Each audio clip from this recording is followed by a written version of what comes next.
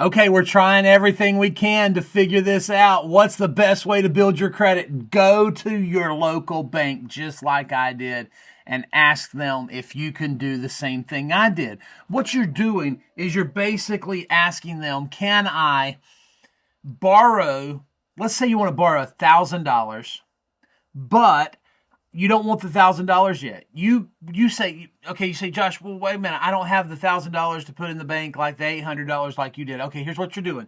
You're going to the bank and saying, can you give me a loan for $1,000 to buy a CD or a savings account, something. You're asking them to give you a loan in some way. You'll pay interest on the loan, but you won't even take the money up front. You say, Josh, will any bank do that?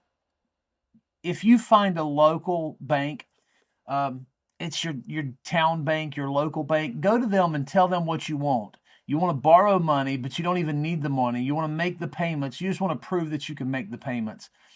And what you're doing is you're asking them to make you a $800, $500, $1,000 loan that you're going to pay back, but you're not even going to take the money up front. You're going to ask them to just give you a CD. And you say, Josh, this is crazy. I don't even know how to do this. I get it. Let me give you an alternative. An alternative is if you think you can afford a house payment, whatever you think you can afford.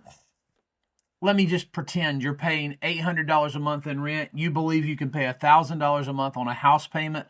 Put $200 into your savings account every month to prove that you could afford that $1,000 payment. Put the $200 in your savings account every month at the same time and never touch it. And then when it's time, after like 12 months, we can just use those 12 months of bank statements showing that you saved an extra $200 a month with a letter of explanation, and it's going to help us show that you have no what's called payment shock.